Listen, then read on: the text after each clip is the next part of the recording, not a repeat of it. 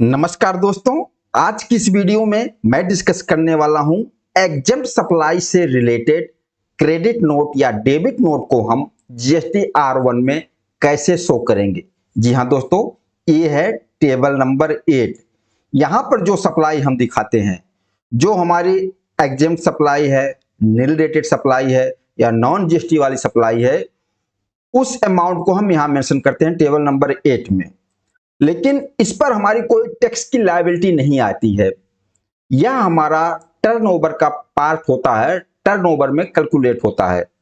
लेकिन अगर इससे रिलेटेड हमने कोई डेबिट नोट या क्रेडिट नोट बनाया है तो उसको हम कहां मेंशन करेंगे। देखिए, जो टेबल नंबर 8 में आपने जो सप्लाई दिखाई है उससे रिलेटेड जो भी क्रेडिट नोट या डेबिट नोट बनेगा उसके लिए जीएसटी R1 में कोई सेपरेट टेबल नहीं है। आपको इसी टेबल में एडजस्टमेंट करके शो करना होगा, नेट अमाउंट दिखाना होगा। जैसे आपने डेबिट नोट बनाया तो जो भी डेबिट नोट बनाया, नील रेटेड वाली सप्लाई थी, एग्जेम्प्टेड वाली थी, नॉन जीएसटी वाली थी, देखिए ऑप्शन अलग अलग है, उस अमाउंट में आप प्लस कर देंगे।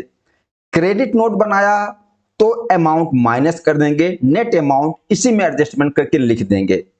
अब मान लीजिए अगर करंट मंथ का आपने जीएसटी R1 फाइल कर दिया है और नेक्स्ट मंथ में कोई डेबिट नोट या क्रेडिट नोट आता है एग्जेम्प्ट सप्लाई से रिलेटेड, तो उसको भी टेबल 8 में ही एडजस्टमेंट करना है। तो नेक्स्ट मंथ में आपकी जो भी सप्लाई होगी, डेबिट नोट होगा प्लस करके, क्रेडिट नोट होगा माइनस करके, नेक्स्ट मंथ में आपको शो कर देना है।